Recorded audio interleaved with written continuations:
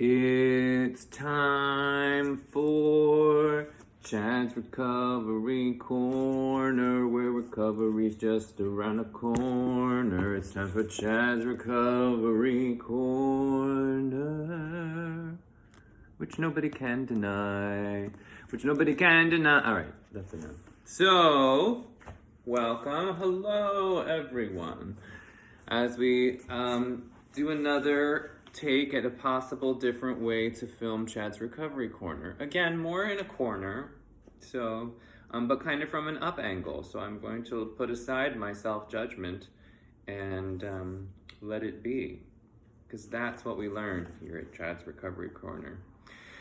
So today, the reading is from a different gay one called Lavender Light.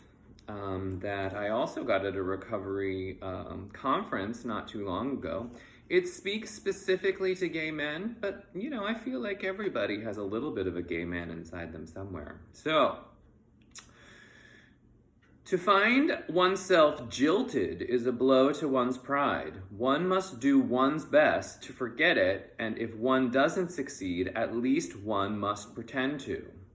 It's a lot of being referred to as one. So, when we fall in love with someone, we give part of ourselves. It is a shock to be jilted or left abruptly. Whether we have been with someone a few months or for several years, there is a process to regaining a sense of ourselves as individuals. It took time to relax and trust another person, and it will take time to recoup the emotional energy we expended. Because separation is such a trauma, we will want to stick close to the program and keep in touch with our sponsor and friends. This is not a time to isolate. We make plans to see other people and look for ways to be of service to others.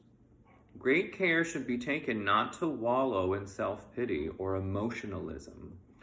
We avoid for a time places associated with our old lover. We don't play music we enjoyed together or love songs about breaking up. We don't, for now, analyze the causes of the separation. This will only give us an excuse to beat ourselves up. We don't, for now, analyze the causes of the separation. This will only give us an excuse to beat ourselves up. I read that again because I feel like it wasn't clear.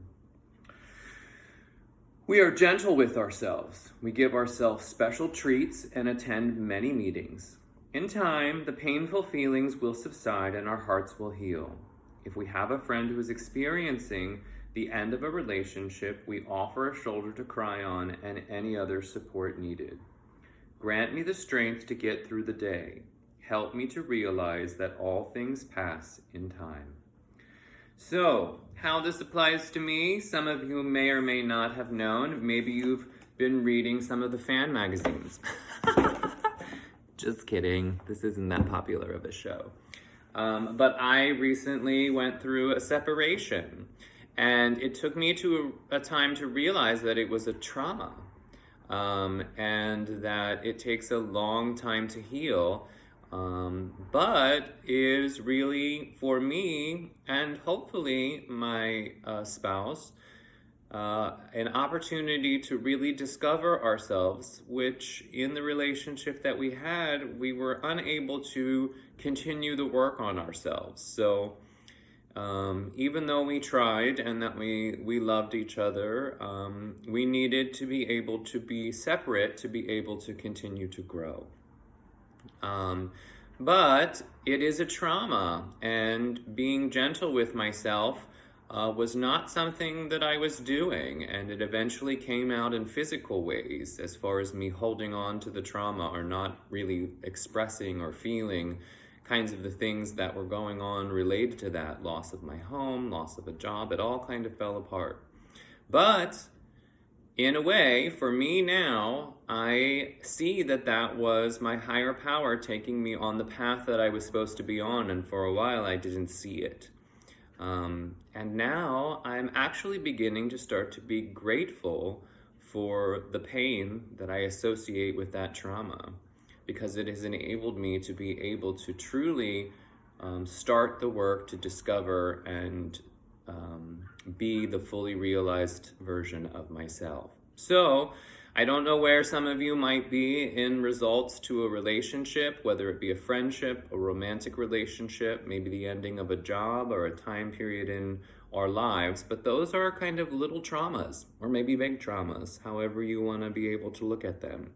And recognizing that it is a trauma, and being okay with yourself, and being gentle, and giving yourself little treats that aren't drugs and alcohol, or something like food, or something that is addictive. Treats that are maybe like a warm cup of coffee on a cold day.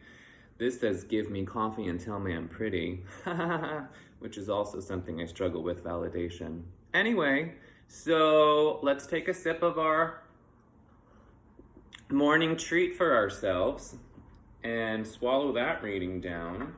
And it has been wonderful, as always, spending a little bit of time with you. And I'll see you on the next episode of Chad's Recovery Corner. We're not going to do another version of it, but we really should have credits. Bye.